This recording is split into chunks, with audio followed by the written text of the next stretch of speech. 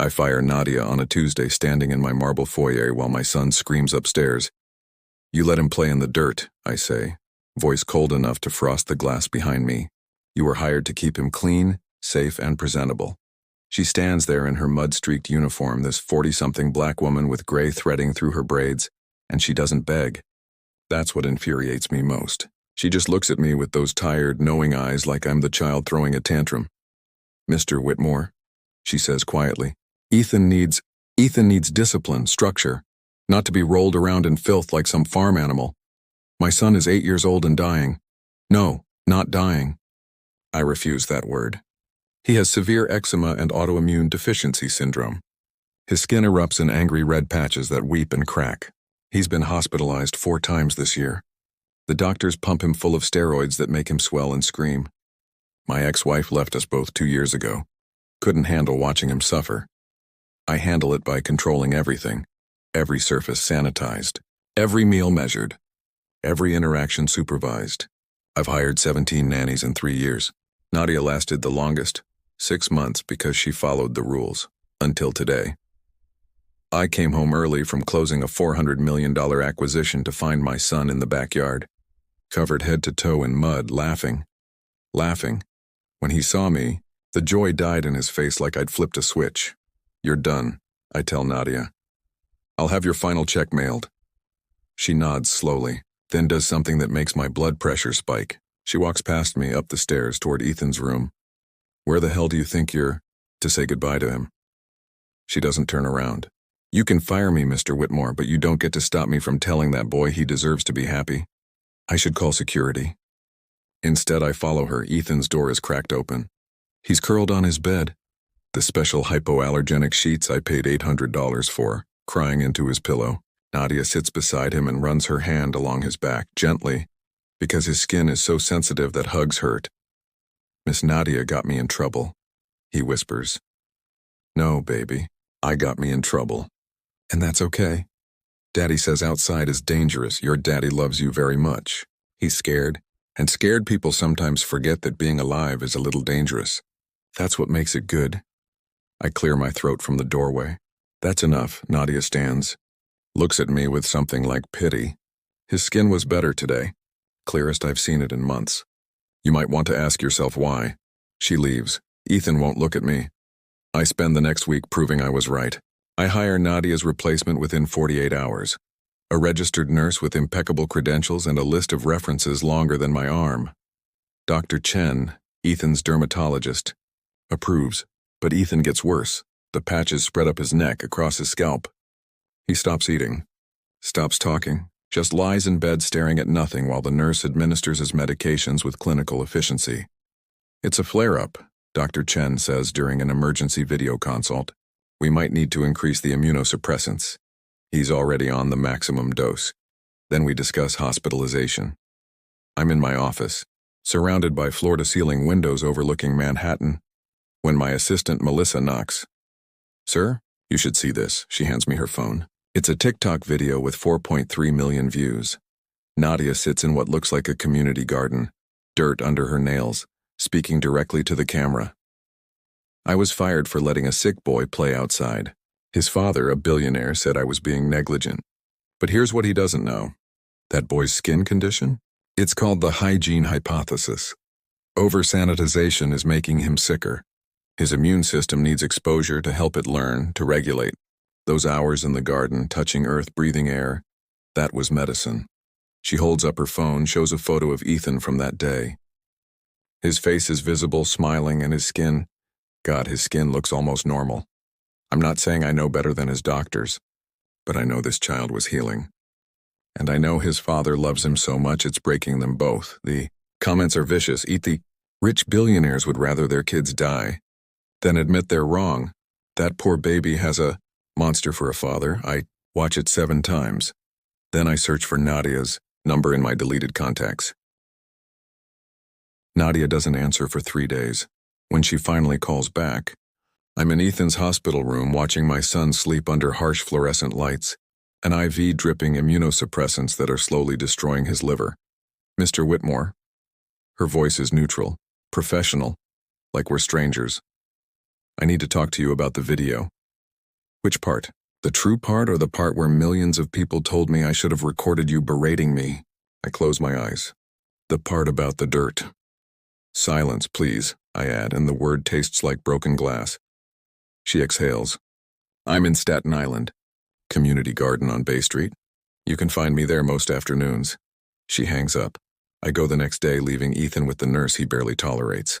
The garden is a patchwork of raised beds wedged between apartment buildings, chain-link fence struggling against wild growth. I spot Nadia on her knees, gloves covered in soil, talking to a little girl who's carefully transplanting seedlings. She sees me coming. Doesn't stand. The hygiene hypothesis, I say. Explain it. Like I'm not an idiot. You're not an idiot, Mr. Whitmore. You're terrified. She finishes with the plant, stands finally, wipes her forehead with her wrist. Your son's immune system is confused. It's attacking his own skin because it never learned what the real threats are. Kids who grow up too clean, they have higher rates of allergies, asthma, autoimmune disorders. His doctors never mentioned because Western medicine treats symptoms. Steroids suppress the immune system. They don't teach it to regulate. She strips off her gloves. I'm not saying abandon his treatment. I'm saying maybe he needs both. Medicine and dirt. Control and freedom. You should have told me. I tried. You fired me mid-sentence. Fair point. The video, I start, was petty. I know. She crosses her arms. But you humiliated me in front of your son. Made me feel small when all I was trying to do was help. So I made you small. We're even. 4 million people think I'm abusing my child. Are you? The question hits like a slap. I'm trying to keep him alive. By making him afraid to live. Her voice softens. I watched that boy for 6 months, Mr. Whitmore. You know what he told me once? He said he thinks he's sick because he's bad. Because God is punishing him for being wrong somehow. My vision blurs. He learned that from you, Nadia continues, relentless and gentle at once, from your fear, your need to control everything. He thinks if he's just perfect enough, clean enough, still enough, he'll deserve to be well. I sit down hard on a nearby bench. What do I do? She sits beside me. Smells like earth and something herbal, lavender maybe. You let go a little. You bring him here. Let him dig. Plant something. Get dirty, and you watch. And if he gets worse, then we try something else. But right now, Mr. Whitmore, he's in a hospital bed feeling like a prisoner. What do you have to lose? Everything. The answer is everything. But she's right. I pull out my phone, find the photo she posted. Can I use this? To show his doctors? It's already public. I mean, can I tell them you'll work with them? That you'll... I struggle for words. That you'll help me fix this? She studies me for a long time. Why should I? Because despite what TikTok thinks, I love my son more than anything in this world. And I'm asking. You're not hiring me back. I'm asking you to teach me, please. The little girl from earlier runs up, shows Nadia a worm. Nadia praises her discovery with genuine delight. And I see what Ethan must have seen. Someone who treats life like it's worth celebrating, not controlling. Okay, Nadia finally says. But ground rules. You don't bark orders. You don't contradict me in front of Ethan. And you get your hands dirty too. If he's going to heal, you both need to. I nod. And Mr. Whitmore, you make another video like I made one. You tell those 4 million people exactly what you learned. My stomach drops. A public apology. An honest one. Or no deal. I think about Ethan's face in that hospital bed. The way he flinches when I enter the room. Deal. We shake on it and her hand is rough with calluses. Real, earned texture. Mine is soft. That evening I record the video. I sit in my home office. No script, no PR team. Just me and the camera. My name is Marcus Whitmore. You know me from a viral video where I was rightfully called out for firing the woman who was actually helping my son heal. I want to say 3 things. I take a breath. First, I was wrong.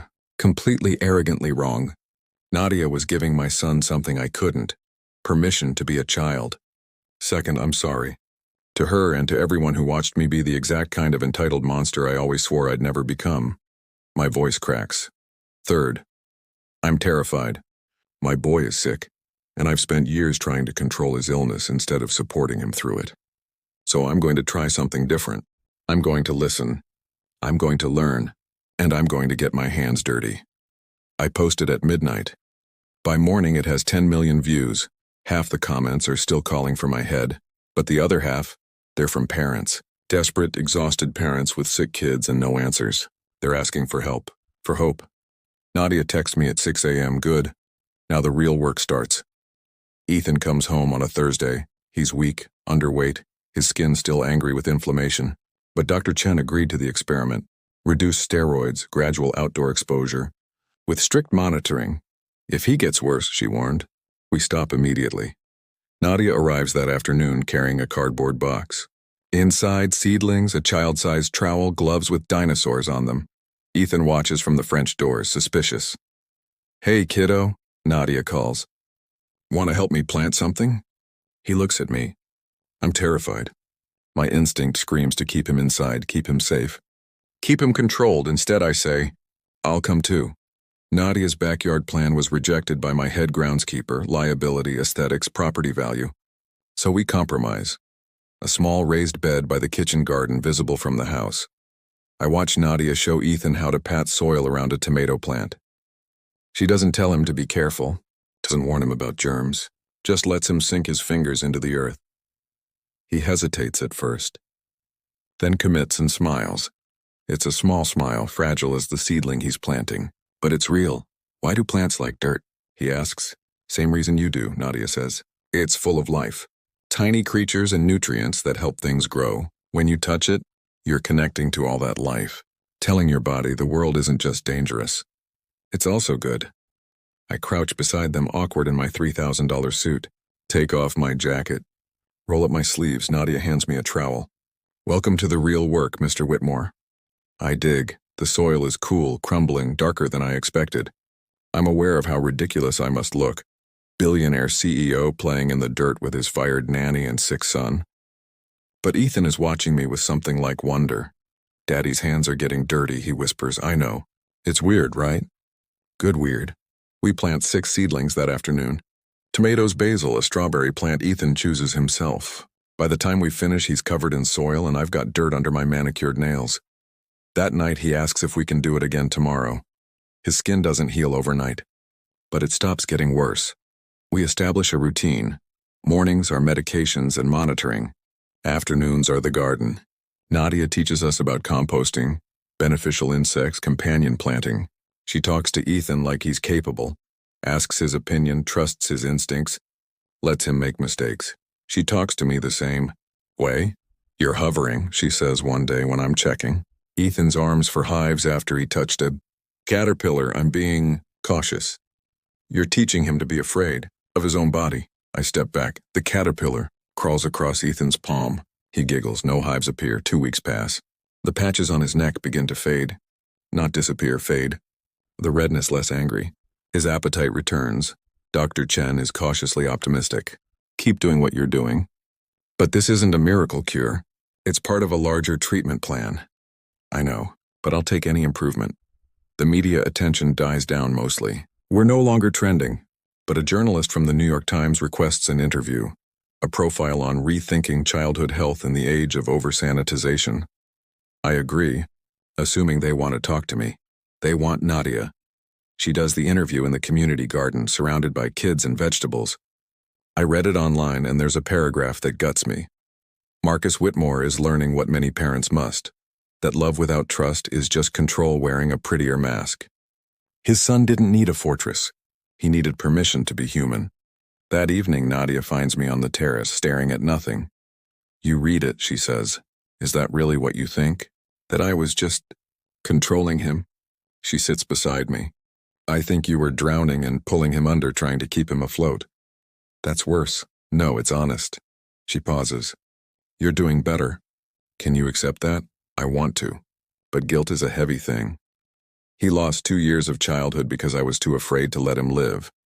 And now he's getting time back. Don't waste his present being mad about his past. Ethan appears in the doorway holding something cupped in his hands. A firefly glowing against his palms. Dad, look. I caught it. My first instinct, is it sanitary? Will it bite? Should I? But I see his face. Pure joy. That's amazing, buddy. He releases it and we watch it drift into the dusk. Later that night, after Ethan's asleep, I find Nadia in the kitchen making tea. Thank you, I say. For not giving up on him. On me. She measures honey into her cup. You hired me to take care of your son. Turns out that meant taking care of you too. That wasn't in your job description. Best parts never are. There's something in the air between us, not romantic, but intimate. Understanding. She's seen me at my worst and didn't turn away. The community wants to expand the garden program, she says. Offer therapy through gardening for kids with chronic illnesses. I'd need funding. How much? She names a figure. It's nothing to me. Everything to her. Done, but I want it named after Ethan. The Ethan Whitmore Garden Project. So he knows something good came from all this. Her eyes shine. He's lucky to have you figuring this out. I'm lucky you didn't let me stay stupid. We drink our tea in comfortable silence. Outside, summer insects sing. For the first time in years, I'm not afraid of them. The first setback comes in July. Ethan wakes up screaming, his arms covered in fresh, weeping hives. Dr. Chen's emergency exam reveals he's allergic to something, we don't know what. Strawberry plants. Fertilizer? Pollen? The garden exposure is paused immediately. We need to be more careful, I tell Nadia, and I hear the old edge creeping back into my voice. We push too fast. Or it's just a normal allergic reaction that we treat and move past. There's nothing normal about this. Ethan's quarantined again. Sterile environment. Limited exposure. The old protocols snapping back into place like a trap closing. He regresses within days. Stops talking. Stops eating. I'm in my office working late when Nadia calls. This is exactly what you were afraid of, isn't it? She says without preamble. That trying something different would hurt him. So now you get to be right and miserable. He's suffering. Because you took away the one thing that was working. Yes, he had a reaction. That doesn't erase the 6 weeks where he was healing. You don't understand. I understand you're scared, but you're punishing him for your fear again. I hang up. She's wrong. She has to be wrong. But Ethan looks at me that night like I've betrayed him. When can I go outside? When it's safe. It was safe. You're the one making it dangerous. He's 8. He shouldn't be this perceptive. I call Dr. Chen. Run every allergy test available. I need to know exactly what triggered this. The tests take a week. During that time, I avoid Nadia's calls. Avoid thinking about the garden withering in the summer heat untended. The results come back. Ethan's allergic to the nickel in his watch, an expensive timepiece I gave him for his birthday. He'd been wearing it during garden time. The sweat, the friction, the exposure, it caused the reaction, not the strawberries, not the dirt. My gift. I sit in my office, staring at the report, and something inside me just breaks. I've spent 3 years trying to control every variable, and the thing that hurt him was me. Again. I drive to the community garden at sunset, the golden hour where everything looks possible. Nadia is showing a group of kids how to harvest zucchini, and she doesn't see me approach. I'm sorry, I say. She looks up, surprised. You were right, about everything. I stopped the garden because I needed to be right more than I needed him to be well. And my voice breaks. I almost took away the only thing that was working because I couldn't handle not being in control. The kids are staring. I don't care. Nadia walks over, wipes her hands on her jeans. What changed? The allergy test. It was his watch. Something I gave him. She nods slowly. And you learned what exactly? That I can't protect him from everything. That trying to just hurts us both. Good, now what? Now I bring him back. Let him decide how much exposure he wants. And I stop hovering. You're going to fail at that last part. I know, but I'll try. She smiles, small, genuine. Then bring him tomorrow. The tomatoes are ready to harvest. He's been asking about them. That night I go to Ethan's room. He's awake, reading under the covers with a flashlight. Hey, lawbreaker, I say. It's past bedtime. I couldn't sleep. I sit on the edge of his bed. I found out what caused your reaction. It was your watch. Not the garden. His eyes widen. So I can go back? If you want to. Do you want me to? Honest question. Deserves an honest answer. I'm scared every time you go outside. Scared something will hurt you and I won't be able to fix it. But I'm learning that keeping you safe isn't the same as keeping you locked up. So yes, I want you to go back. Because you're happier there. He hugs me carefully because his skin is still sensitive. But he hugs me, thanks, Dad. For what? For getting better at this. I laugh because otherwise I'll cry. The next day, Ethan returns to the garden. He's cautious at first, checking with me before he touches things, looking for permission. But Nadia hands him a basket and tells him the tomatoes won't harvest themselves, and slowly, he remembers how to just be. I watch from a distance. Nadia joins me. You're doing good. I'm standing still. That's not the same thing. For you, it absolutely is. We watch Ethan laugh with the other kids, juice from a fresh tomato running down his chin. The garden project funding cleared, I tell her. Construction starts next month. But I have a condition. She side-eyes me. Of course you do. I want to be involved. Not as a donor. As a volunteer. Teaching me to get my hands dirty. That saved me as much as it saved him. I want to offer that to other parents. She considers this. You'd have to actually show up. Regularly. No sending assistance or checks as a substitute for presents. I know. And you'd have to be okay with not being in charge. That one's harder. But I nod.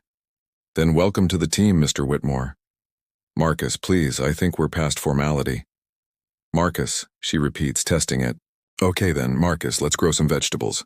That evening I'm reviewing contracts when my assistant Melissa knocks. Sir? There's someone here to see you. She says it's urgent.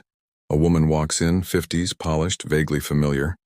Mr. Whitmore, I'm Dr. Patricia Newland. I run the pediatric autoimmune clinic at Mount Sinai. She hands me her card. I've been following your son's case with interest. Dr. Chen is his primary, I know.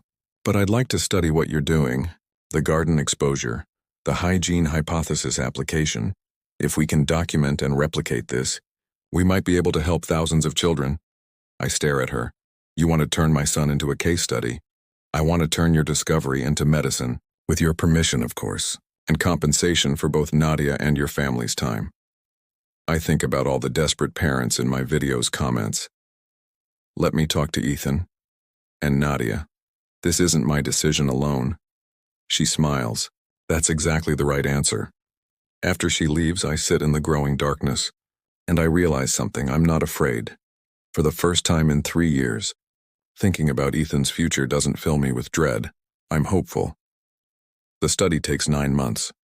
Dr. Newland's team documents everything. Ethan's baseline health, his garden exposure hours, the gradual reduction in medications, the improvement in his skin. Nadia becomes the project's head consultant. 6 other families with autoimmune compromised children join the trial. By spring, the results are undeniable. Not a cure, nothing so miraculous, but a measurable, replicable improvement, reduced inflammation, fewer hospitalizations, better quality of life. The paper publishes in Pediatrics with Nadia as second author.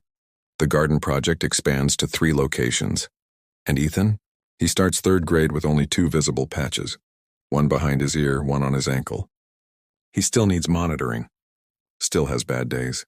But mostly he has good ones. I'm at the original garden on a Saturday morning, helping install a new irrigation system when Nadia finds me. There's something I need to tell you, she says. Her tone makes me stop working. What's wrong? Nothing's wrong. That's the thing. She sits on a nearby bench. When I took the job with you 3 years ago, I was drowning. My husband had just died. Cancer. I was broke, grieving, and desperate for work. Any work. I sit beside her. You never mentioned because you never asked. You saw a nanny, not a person. And honestly, that was easier. I could just do the job and go home and fall apart in private. I feel the guilt rising, but she holds up a hand. I'm not saying it to make you feel bad. I'm saying it because Ethan saved me as much as I saved him. Having a reason to show up every day, a kid who needed me, that pulled me back from a very dark place. And then you fired me and I was furious. Made that video out of spite. Which went viral. She agrees. And suddenly I had a platform. People listening. Opportunities. The garden project exists because I was petty enough to publicly shame you. I laugh despite myself. So we saved each other by accident? By collision. She looks at me seriously. But here's the thing I learned. You weren't the villain of that story. You were just a scared father who didn't know any better. And I wasn't the hero, I was just someone who happened to have information you needed. You were more than that. Maybe.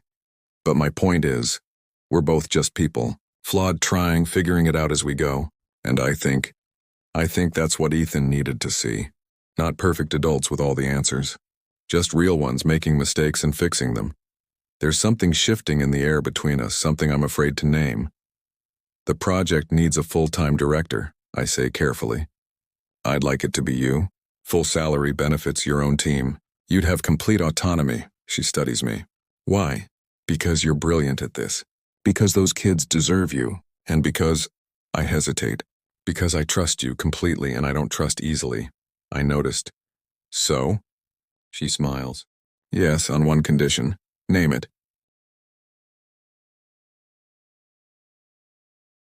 You keep volunteering.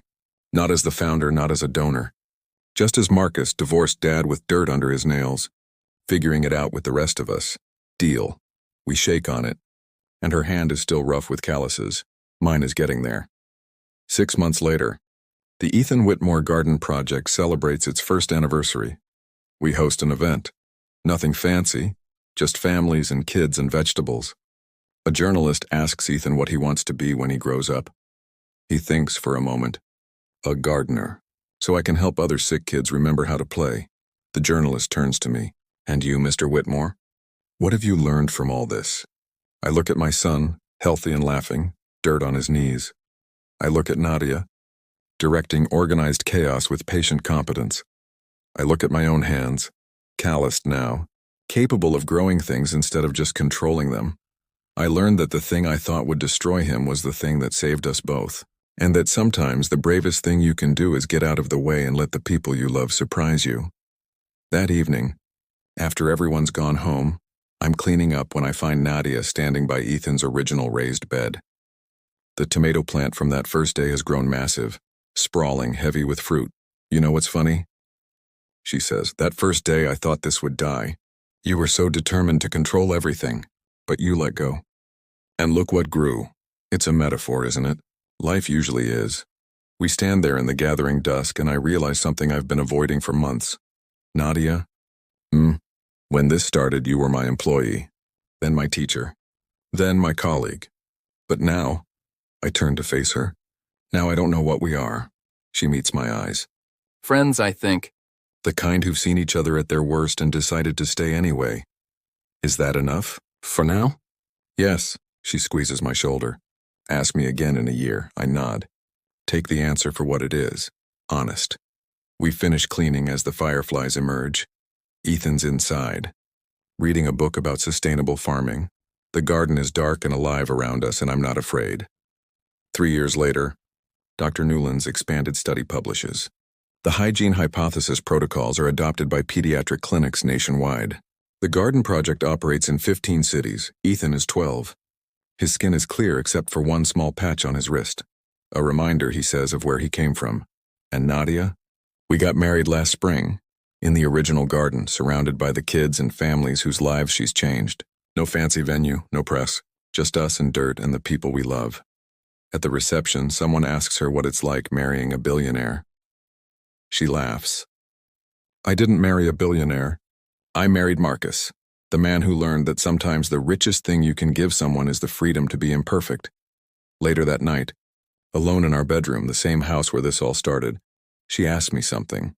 Do you ever regret firing me that day? I pull her close. Every day. Good answer. But if you'd never been fired, the video wouldn't have happened. The study, the project, none of it. So you're saying your arrogance saved the world? I'm saying we broke the right things at the right time. She kisses me and her lips taste like summer and earth. I destroyed your perfect life, she whispers. No, I say. You taught me that perfect was killing us. And that messy was the only way through. Outside, Ethan is in the garden, studying something in the soil with a flashlight. We watch him from the window, our strange, brilliant boy who taught us both what healing really means. He's going to change the world, Nadia says. He already changed ours. She leans into me, and we stand there in the darkness, holding each other. Two broken people who learned that sometimes you have to let go of control to grow something real. Sometimes the thing that saves you looks like ruin.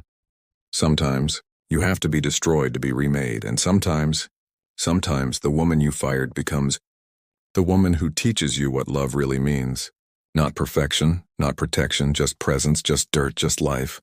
I tried to keep him pristine. She taught me that the only way to heal was to get dirty. And that's how she saved us both, by refusing to let me stay clean.